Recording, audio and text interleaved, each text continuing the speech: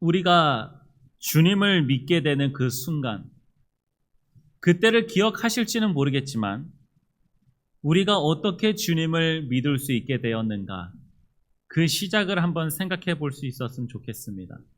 우리가 어떻게 주님을 믿을 수 있게 되었고, 어떻게 구원을 받을 수 있게 되었으며, 어떻게 하나님의 사람으로서 하루하루를 살아갈 수 있는 그러한 힘을, 그러한 마음을, 그러한 생각을 얻을 수 있게 된 걸까요? 많은 사람들은 인생을 살아가면서 무엇을 하든지 마음먹기에 따라 달랐다라고 이렇게 이야기를 합니다. 사람이 마음을 어떻게 먹냐에 따라서 그의 행동과 그의 생각들이 달라지게 된다라고 하는 거죠. 그러다 보면 우리의 신앙생활도, 우리의 믿음도, 우리의 구원도 우리의 마음먹기에 달랐다라고 그렇게 이야기할 수도 있을 것입니다. 하지만 성경은 분명히 우리에게 이야기합니다. 우리가 하나님을 믿을 수 있게 된 것도, 구원을 받은 것도, 그리고 우리가 이 자리에 나와서 예배를 드리듯이 또한 가정에서나 직장에서 내가 하나님을 믿는 사람이다라고 그리스도인으로서 살아갈 수 있게 만드는 그 모든 것들은 다 하나님께서부터 온 것이다라고 이야기하고 있습니다. 에베소서 2장 8절에 이렇게 이야기합니다. 너희는 그 은혜에 의하여 믿음으로 말미암아 구원을 받았으니 이것이 너희에게서 난 것이 아니요 하나님의 선물이라라고 이렇게 말씀하고 있어요. 우리가 믿는 이 믿음, 우리가 얻은 이 구원, 이 모든 것이 다 은혜로 하나님께서 우리에게 주신 선물이다라고 이야기하는 거예요. 사람은 선물을 줄 때에 그 선물을 주고 나중에 다시 또한 자기도 선물을 받고자 하는 그러한 마음으로 주는 사람들도 있다 하더라고요. 그러니까 선물은 주고받는 것이다라고 그렇게 이야기하지만 선물이다라고 하는 것의 진정한 의미는 그냥 주는 것을 이야기하는 거예요. 어떤 대가를 바라는 것도 아니고 무엇인가 내가 이것을 줌으로써 뭔가를 나에게 주기를 바란다라고 하는 것은 그것은 선물이 아니라 뇌물이 될 수도 있겠죠. 주님께서는 우리에게 무엇인가를 요구하셔서 내가 너희를 구원해 주는 대신에 너희들은 나에게 무엇인가를 해줘야지 된다라고 그렇게 생각하시면서 우리에게 구원을 주신 것이 아니다라고 하는 거예요. 하나님이 무엇이 부족해서, 하나님이 무엇을 더 가지고 싶으셔서 하나님이 우리에게 무엇인가를 요구하시겠습니까? 더 나아가서 우리 스스로가 하나님을 믿을 수조차 없고 하나님을 찾을 수조차 없고 하나님께로 나아갈 수조차 없는 우리에게 하나님이 무엇을 더 원하시겠습니까? 하나님은 그저 하나님의 영을 우리 가운데 부어주시고 그래서 우리가 하나님의 말씀대로 살아갈 수 없는 그러한 우리가 하나님의 말씀대로 살아갈 수 있도록 하나님께서 더 우리와 함께 하시고 우리에게 선물로서 구원을, 그 은혜를 부어주셨다라고 하는 거예요. 한 농부가 봄에 이제 밭에 씨앗을 뿌리러 이제 나아갔습니다. 이제 씨앗을 뿌리고 이제 싹이 딱 자라나고 있는데 어떠한 싹은 잘 자라고 있는데 어떠한 싹은 너무나도 이제 약해 보이고 색도 누렇고 더 이상 자라날 것 같지 않은 거예요. 딱 봐도 죽은 것 같이 그렇게 보입니다. 그래서 이 농부는 생각했습니다. 여태까지의 내 경험상 이거는 제대로 못 자라겠구나. 이거는 다른 옆에 있는 그런 다른 싹들이 이제 더 자라나서 햇빛도 못 보고 뿌리에 있는 영양분도 다른 것들이 다 가져가면은 얘는 그냥 알아서 죽겠구나라고 그렇게 그냥 생각하고 놔뒀답니다. 그런데 시간이 지날수록 이 농부는 놀라게 되었습니다. 처음에는 정말 약해 보이고 곧 죽을 것만 같았던 그러한 싹이 햇볕을 받고 비를 맞는 어떤 그런 상황 가운데에서 죽지도 않고 점점점 자라나고 튼튼한 줄기가 되어서 다른 그 어떤 것보다도 더욱더 큰 그러한 풀로 자라나게 됐다라고 하는 것이죠. 그리고 좋은 열매를 맺게 되었습니다. 농부는 그제서야 이제 깨닫게 되었다라고 하는 거예요. 이 나무가, 이 싹이 자라나게 됐던 것은 내가 자라나게 했었던 것이 아니구나. 처음부터 끝까지 자라나게 하신 것은 내가 아니라 하나님이셨구나. 나는 단지 뿌리고 그냥 그것을 보고 넘어가고 판단하는 것만 했지만 하나님께서는 그 식물이 자라날 수 있도록 햇빛과 비와 생명을 주셨구나라고 깨닫게 되었다라고 하는 거예요. 우리의 은혜가 바로 그렇습니다. 우리의 은혜는 하나님께서 죽을 수밖에 없었던 우리를, 정말 누가 봐도 실패하고 누가 봐도 멸망의 길로 갈 수밖에 없었던 우리를 하나님께서 살리신 거예요. 하나님의 햇빛과 하나님의 비와 하나님이 주시는 생명으로 자라나고 새 생명을 살아갈 수 있게 되었다라고 하는 것이죠. 자, 그런데 우리 사람은 참 신기하고도 놀랍습니다. 자기가 수고해서 얻은 것을 가지고도 그렇지만 자기가 수고해서 얻은 것이 아닌데도 불구하고 자꾸만 무엇인가를 하고 싶은 게 있어요. 생각해 보면은 자랑하고 싶어지는 것 같습니다. 우리는 하나님 앞에 은혜로 구원을 받았습니다. 그래서 우리는 살아가는 우리의 모든 것들이 다 은혜다라고 그렇게 이야기를 하죠. 자, 그런데 우리 신앙인들 가운데에서 나타나는 가장 안 좋은 모습이 무슨 모습이냐? 바로 은혜로 받았음에도 불구하고 그 은혜를 가지고 다른 사람을 판단한다는 거예요. 내가 은혜로 내가 신앙생활을 할 수 있게 되었고, 내가 은혜로 하나님을 내 아버지라 부를 수 있게 되었고, 내가 은혜로 기도할 수 있고 찬양할 수 있게 되었음에도 불구하고 다른 사람의 어떤 부족한 모습, 저 사람은 나처럼 하지 않는다라고 하는 그러한 모습, 그런 것을 바라보고 판단하기 시작한다라고 하는 거예요. 하나님은 사람과 하나님의 관점이 분명히 다른 것을 말씀하십니다. 사무엘상 16장 7절에 사람은 외모를 보거니와 나 여호와는 어디를 보신다라고 이야기할까요? 중심을 보신다라고 이야기하고 있어요. 우리 사람이 겉을 볼 때가 얼마나 많습니까? 사람의 외형을 볼 때가 얼마나 많습니까? 내가 기도를 1시간 한다 그러면은 저 사람이 기도를 10분 하는 것을 가지고 얼마나 그것을 가지고 기도를 많이 하지 않는다라고 그렇게 이야기할 때가 얼마나 많습니까? 그것뿐이겠습니까? 여러 가지 많은 우리의 삶 속에서 다른 사람을 판단하고 다른 사람의 어떠한 부족한 모습이나 잘못된 모습들을 가지고 얼마나 많이 험담을 하기도 하고 비판을 하기도 합니까? 자, 그런 마음을 가지고 살아가는 우리들에게 오늘 말씀을 주님께서 주셨습니다. 로마서 14장 4절 말씀에 남의 하인을 비판하는 너는 누구냐? 그가 서 있는 것이나 넘어지는 것이 자기 주인에게 있음이라. 그가 세움을 받으리니 이는 그를 세우시는 권능이 주께 있음이라 라고 이렇게 이야기하고 있어요. 오늘 로마서에서 나오는 이 로마에 있는 이 교회에 문제점이 있었습니다. 어려운 문제가 있었어요. 그 문제는 이 교회 안에서 서로 간의 의견의 차이가 있었습니다. 누구는 우상에게 바쳤던 고기는 절대 먹을 수 없다라고 그렇게 이야기를 하고요. 또 다른 누구는 우상은 아무것도 아니니 하나님께 감사하고 먹으면 된다라고 주장하는 사람들이 있었어요. 또 어떤 사람은 특정한 날을 지키는 것이 좋다라고 이야기하는 사람이 있었고, 또 어떤 사람은 모든 날이 주님의 날이다라고 이야기하는 그러한 사람도 있었습니다. 누가 옳은 걸까요? 누가 옳다라고 이야기할 수 있을까요? 우리는 여기서 주장이 갈라지고 누군가가 나와 대립을 하게 된다라고 하면은 우리는 이렇게 생각합니다. 누가 옳고 그른 것이냐라고 그렇게 생각할 때가 많아요. 넌 틀린 거다. 내가 맞는 거다. 우상에게 바쳤던 고기, 그건 귀신에게 준 고기인데 그것을 어떻게 우리가 먹냐? 불결하다. 이렇게 생각하는 사람들이 있는가 하면은 우상이 아무것도 아닌데 하나님 말고는 그 어떠한 신도 없는데 허상에게 준 음식을 가지고 그것에 무슨 의미를 두고 있냐? 이 음식도 하나님께서 주신 것이니 감사하고 먹으면 된다라고 이야기하는 이 두 가지 주장에서 어느 것이 옳다라고 여기십니까? 우리가 주일 혹은 예배 드리는 날만 예배를 잘 드리면 되지, 그날도 전심으로 열심히 예배를 드리면 되지 왜 다른 날이 더 필요하냐? 아니다. 모든 날이 우리의 예배가 돼야지 된다라고 그렇게 주장하는 이야기에 어느 것이 옳다라고 여겨지십니까? 많은 것이 어떤 것이 옳다 틀리다 이야기할 수 있겠죠. 자, 그런데 바울이 이야기하는 것은 전혀 다른 이야기였습니다. 서로 누가 옳다 틀리다 뭐 이야기하고 있고 싸우고 있을 때에 바울은 가서 누가 옳은 거야, 네가 틀린 거야, 그것은 아니야, 이게 맞는 거야 라고 그렇게 이야기하지 않았어요. 오늘의 본문 말씀처럼 남의 하인을 비판하는 너는 누구냐라고 이야기하고 있는 거예요. 네가 뭔데 비판하고 있고 네가 뭔데 판단하고 있냐라고 하는 거죠. 여러분, 우리가 다른 누군가를 판단하는 것, 그것은 우리의 권한이 아니다라고 하는 거예요. 여러분, 우리의 삶에서 얼마나 다른 사람에 대해서 판단하고 너 그렇게 살면 안 돼, 야 너 그 정도 힘든 거는 힘든 것도 아니야, 내가 힘든 거, 다른 사람이 힘든 거, 그거에 비교하면 넌 아무것도 아니야, 너 그 정도 일해가지고 되겠어? 다른 사람은 이렇게 해가지고도 더 일해. 여러 가지 많은 생각과 많은 이야기들을 하죠. 자, 그런데 우리 그리스도인들은 남을 판단하는 권한이 없다라고 하는 거예요.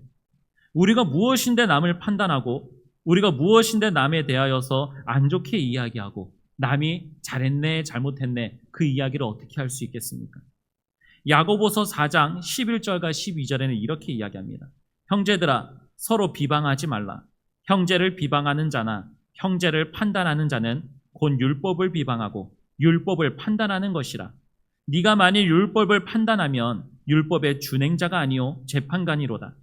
입법자와 재판관은 오직 한 분이시니 능히 구원하기도 하시며 멸하기도 하시느니라. 너는 누구이기에 이웃을 판단하느냐라고 야고보서는 이야기하고 있다라고 하는 거죠. 우리가 누구인데 판단하고 있습니까? 우리가 누군데 가서 법을 잘 지키고 있네, 말씀을 잘 지키고 있네, 그렇지 않고 있네라고 누구에게 가가지고 이야기를 할 수 있냐라고 하는 거죠. 가르칠 수는 있어요. 모르니까. 하나님을 믿고 하나님을 믿는 신앙인들이 어떻게 살아가야지 되는지를 모르니 가르칠 수는 있습니다. 배울 수는 있어요. 어린 아이들이 주일학교를 통하여서 말씀을 배워가고 어떻게 신앙생활해야 되는지를 배워갑니다. 새신자가 왔을 때에도 하나님을 처음 믿고 어떻게 믿어야 되는지 잘 모르니 예배는 어떻게 드려야지 되고 어떻게 해야지 됩니다라고 가르칠 수는 있어요. 그런데 그 가르친다라고 하는 이름하에 또는 다른 모습으로 판단하거나 다른 사람이 잘했네 못했네 이야기할 수 없다라고 하는 것이죠. 내가 가르치고 내가 더 신앙생활을 조금 더 오래 했다고 해서 내가 혹은 나이가 더 많다라고 해서 혹은 내가 직분이 있다라고 해서 하나님의 말씀을 가지고 다른 사람을 재판할 수 있는 그러한 비난과 그러한 판단을 할 수 있는 자가 아니다라고 하는 거예요. 우리가 하나님입니까? 우리가 하나님이고 우리가 저 사람이 바른 신앙생활에 나아갈 수 있도록 내가 가르치고 내가 인도하는 사람입니까? 아니다라고 하는 거예요. 우리가 하나님 앞에 설 수 있게 된 것, 우리가 신앙생활을 할 수 있게 된 것 누구 때문입니까? 하나님 때문이라고 하는 거예요. 아무리 부모가 자녀에게 가르치고 부모가 자녀에게 엄하게 하든 상냥하게 하든 아무리 가르쳐도 그 자녀가 믿을 수 있게 되고 하나님 앞에 나오게 되는 것은 하나님께서 하시는 일이지 사람이 하는 일이 아니다라고 하는 거예요. 그러니 우리는 무엇을 합니까? 기도라고 하는 것을 합니다. 하나님 앞에 매달립니다. 하나님이 이렇게 할 수 있게 해달라고, 신앙생활을 이렇게 할 수 있게 해달라고 하나님 앞에 기도하고 매달립니다. 내가 할 수 있는 것이 아니기 때문에 그렇다라고 하는 거죠. 그런데 우리는 남을 판단을 너무나도 잘해요. 나하고 다른 것에 대하여서 다른 것인데도 불구하고 그것이 더 옳으네 틀리네 가지고 싸운다라고 하는 거죠. 교회 안에서 나타나는 어떤 그러한 일들에 대해서 몇 가지 말씀을 드려볼까요? 예배드리는 방식에 대해서 갈라지는 그러한 의견들이 있습니다. 예배는 엄숙해야지 된다라고 생각하는 그러한 사람들이 있죠. 또 다른 성도들은 아니야, 예배는 자유롭고 기쁨과 즐거움이 넘쳐야지 된다라고 이야기합니다. 뭐 같이 가면은 좋다라고 이야기할 수 있지만 어떻게 매번 예배가 뭐 즐겁고 기쁘기만 하거나 또는 엄숙할 수만 있겠습니까? 자, 여러분, 어떤 예배가 옳은 예배, 어떤 예배가 좋은 예배 같습니까? 엄숙하게 드려지는 것이 좋은 걸까요? 자유롭고 기쁨과 즐거움이 넘치게 드리는 것이 좋을까요? 뭐 다 좋다라고 이야기할 수 있습니다. 또는 찬양에 대해서도 찬양은 오직 찬송가만 가지고 불러야지 된다라고 하는 그런 사람들이 있는가 하면은 복음성가와 현대적인 찬양도 하나님 앞에 드려질 수 있다라고 주장하는 그러한 사람들도 있습니다. 어떤 게 맞고 어떤 게 틀립니까? 기도할 때에도 어떤 이는 조용히 묵상하면서 기도를 드려야지 된다라고 하고 어떤 이는 통성으로 소리 지르면서 뜨겁게 부르짖어야지 기도다라고 이야기하는 그러한 사람도 있습니다. 복장은 어떻습니까? 복장은 예배 안에서도 교회 안에서도 생활 방식에 여러 가지 많은 생각들이 있기 때문에 누구는 엄숙하게 깔끔하게 정장을 입고 나와야지 된다라고 이야기하는 사람들이 있는가 하면은 또는 복장은 그래도 자유롭게 나와서 너무나도 문란하거나 그러지만 않다면은 그렇게 입고 나와도 된다라고 이야기하는 그러한 사람들도 있죠. 자, 여기서 여러 가지 사람들이 이야기할 때에 상대방에 대해서 비난하거나 비판할 때 이야기합니다. 너무 좀 꽉 막혀 있거나 너무 좀 뭔가 자유롭지 않은 것에 대해서는 저 사람들은 너무 율법주의적이다라고 그렇게 이야기를 해요. 너무 뭔가 꽉 막혀 있다라고 이야기하는 것이고 또 그렇지 않은 자들에 대하여서 이야기할 때는 너는 너무 말씀에서 벗어나서 바른 신앙생활하는 사람인 것 같지가 않다라고 이야기하면서 할 때가 있다라고 하는 거죠. 여러분, 의견의 차이는 얼마든지 있을 수 있습니다. 의견의 차이는 얼마든지 있고 그 안에서 그것으로 다툼이 혹 일어날지도 모르겠습니다. 근데 정작 중요한 것은 우리는 판단하는 자가 아니다라고 하는 거예요. 우리가 아무리 엄숙하게, 우리가 아무리 좋은 모습으로 하나님 앞에 예배를 드리고 있다 하더라도 하나님이 받지 않으시면 그 예배는 헛된 예배다라고 하는 거예요. 아무리 즐겁게 사람들이 편안하게 나와서 하나님 허락하신 가운데에서 찬양이 뜨겁고 어떻게든 예배를 드린다 하더라도 하나님이 받지 않으시면은 그것은 예배가 되지 않는다라고 하는 거예요. 기도를 어떤 방식으로 하든지 하나님께서 받지 않으시는 기도는 기도가 되지 않고 그냥 떠도는 소리가 되고 말 것입니다. 하나님이 받지 아니하시는 기도와 예배, 얼마나 그것만큼 비참하고 슬픈 것이 있겠습니까? 그러니 우리가 예배를 드릴 때에 주님께서 말씀을 드렸잖아요. 복장이 어때야지 된다, 어디서 드려야지 된다, 어떻게 해야지 된다라고 말씀하지 아니하시고 사마리아 여인에게 뭐라고 말씀하셨어요? 예배는 어떻게 드려야지 된다고 얘기했습니까? 영과 진리로 드려야지 된다라고 그렇게 말씀하셨어요. 하나님께서 받으시는 예배, 하나님이 찾으시는 예배는 영과 진리로 드리는 것을 하나님께서는 찾으시고 하나님께서는 그것을 원하신다라고 말씀하고 있어요. 그런데 많은 사람들은 이래야지 된다, 저래야지 된다. 정작 하나님께서 찾으시는 것은 생각하지 않고 자기가 원하는 대로 자기의 생각이 옳다라고 여기면서 하나님을 믿을 때가 참 많다라고 하는 것입니다. 여러분, 옛날에 중세시대 때 보면은요, 수도원들이 참 많았습니다. 그 수도원들이 왜 있었는지 아십니까? 하나님을 더 잘 믿고 싶어서, 하나님을 믿는 신앙생활을 더 잘하고 싶어서 수도원이 만들어졌어요. 자, 그 수도원에 들어가게 되면은요, 수도원에서는 똑같은 시간에 자고 똑같은 시간에 일어나고 똑같은 시간에 기도하고 예배하고 똑같은 시간에 먹습니다. 모든 것을 다 그 안에 있는 사람들이 다 똑같이 해요. 왜 그러는지 아십니까? 그 가운데서 누가 더 특출나든지 누가 더 못나든지 하지 않아요. 그곳에서 똑같은 신앙생활로 똑같이 행하고 있으면은 다 잘 믿는 것 같고, 그곳에서 누가 못 지킨다든지 누가 좀 부족한 모습이 있다라고 한다면은 그곳에서 혼도 나고 이제 그렇게 한다라고 하는 거죠. 그런 것이 신앙생활 잘하는 것인 줄 알았던 거예요. 그렇게만 하면, 모두가 다 똑같이 그렇게 하고 있으면 서로가 서로를 비난할 일도 없고 서로가 서로를 책망할 일도 없으니 똑같이 하면은 우리가 신앙생활을 잘하는 것이다라고 그렇게 생각해 왔었던 거예요. 그런데 지금에 와서는 수도원들이 없잖아요. 지금에 와서 수도승들이라고 하는 사람들이 없잖아요. 왜 그렇습니까? 진짜 말씀을 이제 알아가기 시작한 거예요. 우리의 겉모습이나 우리 인간이 중요하게 생각하고 하찮게 여기는 것, 그런 것들이 중요한 것이 아니라 정말 하나님을 믿는 것이 중요한 것이구나. 하나님을 믿고 하나님의 은혜를 구하고 하나님의 말씀대로 살아가는 것이 더 중요한 것이구나라고 하는 것을 알 수 있게 되었다라고 하는 것입니다. 그래서 은혜를 받은 우리는 우리의 주위에서 조금 나하고 다른 사람, 혹은 누군가는 틀린 신앙을 해 나아갈 수 있어요. 말씀대로 살아가지 못하는 그러한 모습이 있을 수도 있습니다. 자, 그런데 그런 자들에 대하여서 로마서에서는 더 뭐라고 이야기할 수 있을까요? 로마서 15장 7절에 이렇게 이야기합니다. 그러므로 그리스도께서 우리를 받아 하나님께 영광을 돌리신가 같이 너희도 서로 받으라라고 이렇게 말씀하고 있어요. 다시 말씀드릴까요? 그러므로 그리스도께서 우리를 받아 하나님께 영광을 돌리심과 같이 주님께서도 우리를 받으셨다라고 하는 거예요. 여러분 무엇이 잘났습니까? 인간적으로 본다면 잘난 것이 많을 수 있어요. 잘난 것이 참 많고 그것을 자랑할 수 있고 누군가는 나의 그 어떤 것을 부러워할 수도 있습니다. 그런데 주님께서 우리를 받아주신 것은 그것 때문이 아니다라고 하는 거예요. 만약에 그것 때문에 주님이 우리를 받으신 것이다라고 한다면은 그것이 없는 사람은 주님께서 받지 마셨어야죠. 그런데 주님께서 우리를 받으신 그 이유는 하나님의 택하신 백성이었고 하나님의 창세전에 이미 정하신 자들이었고 때가 되었을 때에 하나님께서 하나님의 백성을 예수 그리스도로 보내주신 거예요. 그리고 예수님은 그것을 거절하지 아니하시고 누구든지 하나님께서 보내시는 하나님의 백성들은 다 받으셨다라고 하는 거예요.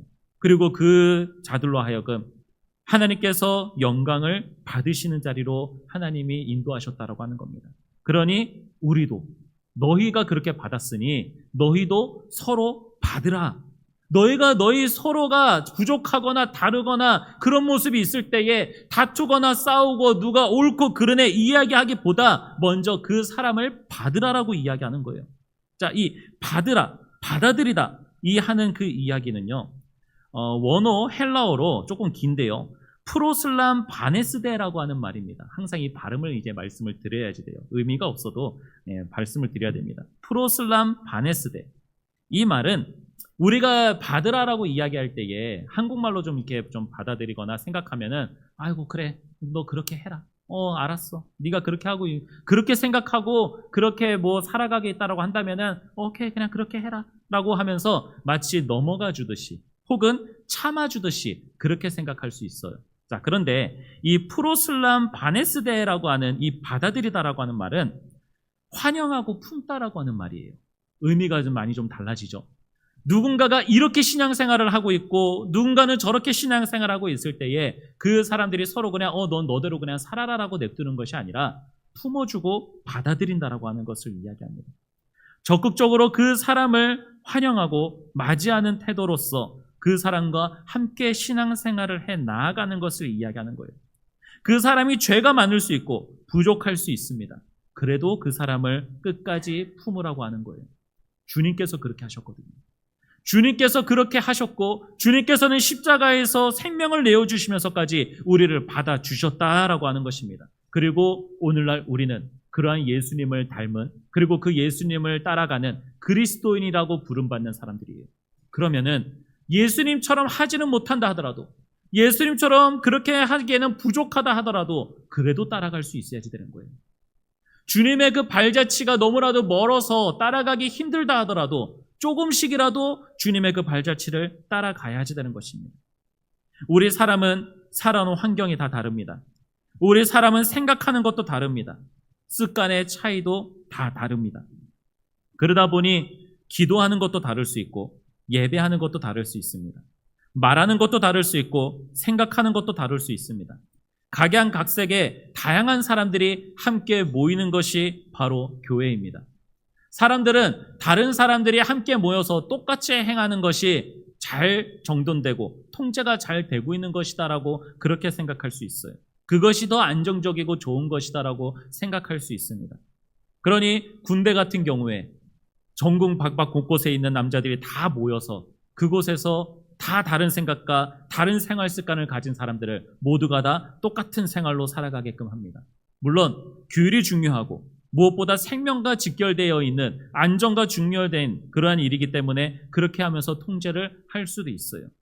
자, 그런데 우리가 그리스도인으로서 한 공동체로서 바로 세워져 나아가고 바로 하나님의 사람으로서 올바로 살아갈 수 있게 만드는 그러한 것이 어디에서 나타납니까? 똑같이 예배드리고 똑같은 복장을 입고 똑같이 찬양하고 똑같이 기도하는 그러한 것으로서 온전한 교회 공동체를 이루어 나아갑니까? 아니에요. 주님께서 우리에게 하나님께서 하나님의 사람으로 살아갈 수 있도록 해주신 그것은 어디에서부터 나타나는 것이냐? 바로 에베소서 4장 2절과 3절에 이야기합니다.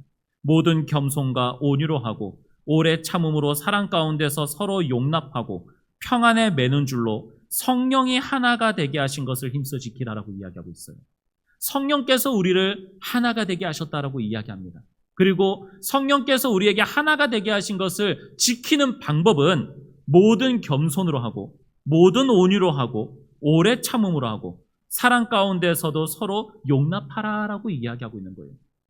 서로가 다르고 서로가 무엇인가가 좀 의견의 차이도 있고 서로가 살아가는 습관과 모습들이 신앙의 모습들이 다 다르다 하더라도 그 모든 것들을 용납해라. 하나님께서 너희를 하나가 되게 하셨다라고 이야기하는 거예요. 우리는 좀 다르고 틀리게면은 서로 우리는 하나가 아니야 하면서 막 분란이 일어나고 다툼이 일어나지 않습니까? 그 안에서 다양한 의견들과 생각들이 싸움이 일어나게 됩니다. 그런데 그렇게 된다라고 해서 그 교회가 갈라지거나 분란되거나 틀렸다라고 하는 것이 아니에요. 다를 수 있습니다. 다를 수 있고 생각하는 것, 신앙의 모습 다를 수 있습니다. 그래서 다른 사람을 억압하거나 하는 것이 아니라 성령이 하나가 되게 하셨으니 그들도 받아들여라. 너희들이 서로 다른 거 받아들여라 라고 그렇게 말씀해주고 계시는 거예요. 그러니 우리는 자기 의에서 벗어나 은혜로 살아가야지 됩니다. 우리는 자기의 의에서 벗어나야지 돼요. 남을 비난하고 정죄하는 이러한 신앙이 어디에서부터 나오게 되는가? 그것은 바로 나한테서부터 나오는 겁니다. 내가 잘났다라고 하면은, 내가 올바르다라고 생각을 하면은, 그러면 남을 판단하고 비난하는 거예요. 자, 이 의, 한문으로 옳을 의를 이야기합니다. 제가 옳을 의예요. 맞을 겁니다. 믿을 신의 옳을 의. 예, 제가 신의. 근데 저는 앞에 이제 믿을 신이 들어가잖아요. 하나님이 들어가잖아요. 그러니까 저는 하나님의 의로서 이제 저는 살아가는 그러한 사람입니다. 자, 우리 자기 의에서 벗어나야지 됩니다. 자기 의에서 벗어나야지 돼요. 자기 의를 가지고 살아가는 사람은 나는 이만큼 했다. 근데 저 사람은 나만큼 하지 못했다. 이것이 자랑으로 나오게 되는 거예요. 그러면 다른 사람을 비난하기 시작합니다. 야, 나 이만큼 했어. 나 기도할 때 새벽마다 나와서 기도해. 근데 넌 새벽에 나와서 기도하지 않네. 너 믿음이 참 얕구나. 너 하나님 잘 안 믿는구나. 이렇게 판단하고 생각하게 된다라고 하는 거예요. 말로 하지는 않을 수 있겠죠. 말로 하지 않을 수. 뭐 용감하신 분들은 말로 하시는 분들도 있긴 하더라고요. 그렇게. 근데 그건 말로 그렇게 해가지고 하는 것은 잘못된 모습이죠. 물론 그 모습도 듣는 사람 입장에서는 받아들일 수 있어야지 돼요. 아, 저 사람은 저것이 더 옳게 여겨지고 저것이 더 좋다라고 여겨지는구나. 물론 틀린 건 아닙니다. 하나님을 잘 믿고 하나님을 예배하는 그러한 사람, 하나님의 그 은혜가 충만하여서 표현할 수가 없고 하나님을 더 많이 의지하고자 하는 사람은 그렇게 기도할 수 있어요. 그것이 바른 모습입니다. 그런데 그렇지 않은 모습들도 있죠. 그것을 가지고 판단하는 사람이 있을 수도 있습니다. 자, 그런데 믿음에 성숙한 사람, 성령께서 함께 하신 사람은 그러한 사람도 받을 수 있어야지 된다고 하는 거죠. 근데 은혜로 살아가는 사람은 나는 아무 공로가 없습니다. 내가 아무리 수고하고 내가 아무리 신앙생활하는 데 있어서 나는 이만큼 하고 무엇을 한다라고 해서도 내가 이것을 가지고 구원받았다든지 내가 이것을 가지고 하나님 앞에 특별한 존재로서 서는 것이 아니라 그저 나는 하나님의 사랑으로 살아갑니다라고 그렇게 자기 자신을 낮추는 것이 바로 은혜다라고 하는 것입니다. 누가복음 18장에 보십시오. 누가복음 18장 11절과 13절 말씀에 보면은 바리새인의 기도와 세리의 기도가 나옵니다. 자, 여기서 바리새인, 누가 보더라도 하나님의 말씀을 잘 지키고 하나님의 말씀을 삶 가운데에서 적용시키면서 살아가고자 했었던 그러한 사람입니다. 자, 그런 사람의 기도가 어떻습니까? 하나님이여, 나는 다른 사람들, 곧 토색, 불의, 간음하는 자 같이 아니하고 이 세리와도 같지 아니함을 감사하나이다라고 이렇게 기도를 합니다. 나는 일에 2번씩 금식하고 또 소득의 11조를 드리나이다라고 그렇게 이야기해요. 내가 얼마나 신앙생활을 잘하고 있는지, 이 신앙생활 이렇게 잘할 수 있게 된 것도 감사합니다. 물론 이렇게 해서 기도하면은 잘할 수 있어요. 좋은 게 있을 수 있어요. 그런데 문제는 무엇입니까? 이 바리새인의 기도 가운데에 이 세리와도 같지 않게 해주심을 감사합니다라고 기도한다는 거예요. 내 신앙, 내 믿음에 대해서 하나님이 주신 것에 대해서 감사하고 기도하는데 문제는 다른 사람, 그렇지 않은 사람을 가지고 비교하면서 내가 저 사람과 같지 않고 내가 하나님 앞에 이것을 더 받고 이렇게 신앙생활할 수 있게 해주신 것 감사합니다라고선 기도하고 있다라고 하는 거예요. 그것을 가지고 주님께서는 바리새인이 올바로 기도한 것이 아니다. 바리새인이 하나님 앞에 제대로 기도한 것이 아니다. 바리새인은 의롭지 못했다라고 그렇게 말씀하십니다. 세리의 기도는 어떻습니까? 멀리 서서 감히 눈을 들어서 하늘을 쳐다보지도 못하고 가슴을 치면서 하나님이여 불쌍히 여기소서 나는 죄인으로서이다라고 이야기하고 있다는 거죠. 자기가 죄인이다라고 하는 것은 자기가 신앙생활을 제대로 하지 못하고 있다라고 하는 것을 인정하는 거예요. 자기의 삶 가운데에서도 하나님의 말씀대로 살아가지 못하고 있는 존재다라고 하는 것을 알고 있다라고 하는 거예요. 하다못해 말씀을 알고 있음에도 불구하고 자기의 삶이 하나님의 말씀대로 살아가지 못하게 되는 환경 속에서 지키지 못하는 것으로 마음 아파하고 힘들어하고 있었다라고 하는 것이죠. 세리는 자랑할 수 있는 것이 없었습니다. 신앙생활을 제대로 하고 있었는지 없었는지 알 수는 없으나 그는 하나님 앞에 자기를 불쌍히 여겨달라고 이야기할 수밖에 없었던 사람이에요. 그 사람에 대해서 하나님께서는 의로운 자다라고 또한 말씀을 하셨습니다. 우리 교회 가운데에서도 서로가 많은 다른 신앙의 모습으로 살아가게 됩니다. 누군가는 예배의 봉사로서 열심히 수고할 수 있어요. 그런데 그 봉사가 다른 사람을 판단하고 다른 사람을 비난하는 일이 되어서는 안 될 것입니다. 오랫동안 한 교회를 섬기고 있었다라고 해서 새로 들어오는 성도들의 연약함이나 그 사람들에게 텃세를 부려서도 안 될 것입니다. 성도마다 하나님께서 주시는 믿음의 표현이 다 다릅니다. 하나님께서 누군가에게는 아직은 겨자씨만한 그러한 믿음으로 자라나게 하시는 신앙의 사람이 있는가 하면은, 누군가는 무성한 그러한 나무와 그러한 열매를 맺게 하신 것으로서 그 믿음의 생활을 하게 하시는 자들도 있다라고 하는 거예요. 하나님께서 덜 자라게 하시고 하나님이 많이 자라나게 하셨다라고 해서 많이 자라난 사람이 적은 사람에 대하여서 너 그거 잘못해서 그런 거야 라고 그렇게 이야기할 수 없다라고 하는 거예요. 하나님이 그렇게 하신 거예요. 그런데 다른 누군가를 판단하거나 비난하게 되는 순간 어떻게 됩니까? 하나님을 비난하는 거예요. 하나님을 비난하고 하나님을 판단하게 되는 것입니다. 우리가 무엇인데 그렇게 할 수 있겠습니까? 우리는 그저 하나님께서 나에게 살아가게 하신 그 삶 속에서 하나님의 은혜를 누리며 감사하면서 살아가게 되는 것입니다. 그리고 우리는 자랑할 것이 없는 거예요. 내가 아무리 수고해서 내가 이만큼 살아왔다, 내가 수고해서 교회를 이만큼 지켜왔다, 대단한 사람이다라고 생각할 수 있지만 우리는 그 가운데서도 겸손해질 수 있어야지 됩니다. 바울은 이렇게 이야기합니다. 고린도전서 15장 10절에 그러나 내가 나 된 것은 하나님의 은혜로 된 것이니 내게 주신 그의 은혜가 헛되지 아니하여 내가 모든 사도보다 더 많이 수고하였으나 내가 한 것이 아니요 오직 나와 함께 하신 하나님의 은혜로라 라고 이렇게 이야기하고 있어요. 다 하나님의 은혜였다. 내가 아무리 수고하고 내가 많은 노력을 하고 내가 복음 전도를 이만큼 하고 내가 저렇게 했다 하더라도 이것은 내가 인정받을 만한 것들도 아니고 내가 자랑할 만한 것들도 아니고 나처럼 살아가라라고 이야기할 만한 어떤 그런 것도 아니고 오직 하나님의 은혜로 내가 할 수 있었던 것이다. 그러니 나는 아무것도 아니다라고 그렇게 이야기하고 있었다라고 하는 것입니다.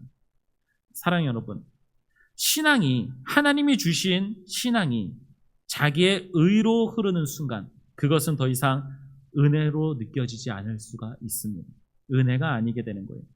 다른 사람을 정죄하게 되는 그 순간 하나님의 은혜를 자랑하는 것이 아니라 자기의 의를 자랑하고 오히려 하나님의 행하시는 그 하나님의 일들을 판단하는 것이고 하나님이 행하신 그리고 하나님이 사랑하시는 그러한 자들을 더욱더 시험에 들게 하고 넘어지게 만드는 것이고 하나가 되기 위하여서 행하는 그 모든 판단과 그 이야기들이 오히려 하나님께서 하나가 되도록 하신 그 모든 교회를 갈라지게 만들고 분리되게 만들고 다툼이 일어나게 되는 그러한 자리로 되어버리고 만다라고 하는 것입니다. 말씀을 맺도록 하겠습니다. 사랑하는 여러분, 우리가 은혜로 출발을 했으면 끝까지 은혜로 가기를 바랍니다. 우리가 은혜로 출발했으면서 다른 사람을 비난하고 판단하는 그 순간 우리는 더 이상 은혜의 신앙생활을 하고 있다라고 말할 수 없을 것입니다. 하나님이 사람을 세우셨고 하나님만이 사람을 세우시고 인도하실 수 있습니다. 하나님만이 사람의 마음을 붙드실 수 있고 하나님만이 사람의 마음을 변화시키실 수 있습니다. 우리가 서로가 다른 것에 대해서 인정하고 받아들이고 용납할 수 있어야지 됩니다. 물론 죄 짓거나 그 안에서 계속해서 문제를 일으키는 것에 대해서 그것도 받으라고 이야기하는 것이 아니에요. 주님께서 또 분명히 말씀하십니다. 잘못된 것에 대하여서 가르쳐주고 그것에 대해서 바르게 인도해야지 되는 것이 또한 교회다라고 하는 거예요. 하지만 다투지 않을 만한 이유 가지고 그 안에서 씨름하지 않아야 될 것 가지고 더 나아가서 하나님이 주신 걸 가지고 기도하는 것을 가지고 예배하는 것을 가지고 신앙생활에 나아가는 그 모습들을 가지고 우리가 서로 비난하고 판단해서는 안 된다라고 하는 것입니다. 바울은 이렇게 이야기합니다.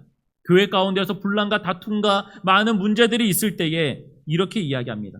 그리스도께서 우리를 받아주셨듯 너희도 서로 받으라라고 이야기하고 있어요. 여러분, 혹시 옆에 있는 그러한 어떤 성도와 그런 누군가가 혹은 나와 신앙생활이 다를 수 있습니다. 내 남편과 내 아내가 신앙생활이 다를 수 있어요. 근데 내 남편과 내 아내가 신앙생활이 다르다고 해서 어떡하겠습니까? 이혼하실 거예요? 같이 살아야죠. 받으셔야죠. 그리고 옆에 성도가 같이 신앙생활 할 때에도 무엇인가가 다르고 무엇인가가 잘 안 어울릴 수 있습니다. 그렇다고 교회 안 나오실 거예요? 아니죠. 하나님께서 이 교회를 지키게 하셨고 하나님이 이 교회의 지체로서 여러분을 부르시고 세우셨는데 어떻게 함부로 교회를 떠날 수 있겠습니까? 끝까지 교회를 지키고 옆에 사람을 용납하고 받아들일 수 있어야지 되는 거예요. 우리의 마음이 바리새인과 같은 신앙생활을 하고 있는 것은 아닌가 생각해 볼 수 있었으면 좋겠습니다.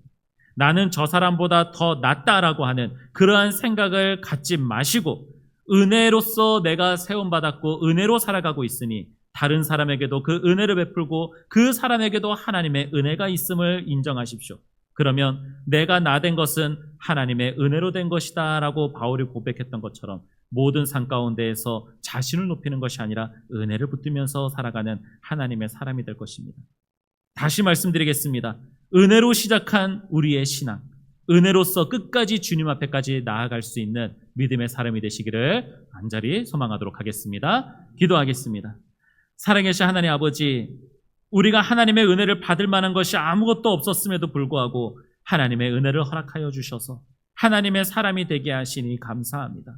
주님, 하나님의 은혜로 살아가게 된 것이 우리의 자랑이 될 만하고 우리가 항상 고백하게 될 것이 당연한 것이지만 이것을 가지고 다른 누군가를 판단하거나 다른 누군가를 비판하는 일은 하지 않게 하여 주시옵소서. 하나님께서 주시는 그 믿음대로 신앙생활을 해 나아가며 하나님을 믿는 사람이 될 수 있게 하여 주시옵소서. 하나님께서는 하나님의 그 믿음이 어떻게 돼야지 된다, 어떻게 믿어야지 된다, 믿음의 크고 작은 것을 가지고 하나님께서 구원하시고 구원하시지 않고 나누시는 것이 아니라 하나님을 믿는지 아닌지에 대한 것으로 하나님께서 받으시는 줄 믿습니다. 주님, 하나님을 믿는 것으로 구원받는 것임을 깨닫게 하여 주시옵소서. 믿는다고 해서 무엇인가를 더 한다고 해서 무엇인가를 더 하지 않는다고 해서 구원받고 구원받지 않는 것이 아니라 하나님을 믿음으로써 구원받는 것이요, 그 믿음의 크고 작음은 하나님께서 각 사람에게 나눠주시는 것이고 때에 따라서 크게도 하시고 작게도 하시는 분은 주님이시기에 우리는 주님께서 하나가 되게 하신 성령을 붙들며 교회 공동체를 이루어 나아가게 하시고 우리 안에서 서로의 연약함을 보듬어주고 또한 서로 받아들이며 한 공동체로서 올바른 신앙생활을 해 나아갈 수 있게 하여 주시옵소서. 우리에게 은혜로 오늘도 나와 예배하게 하시고 은혜로 앞으로의 모든 삶을 살아가게 하시는 하나님의 그 사랑에 감사드리며 예수님의 이름으로 기도드립니다. 아멘.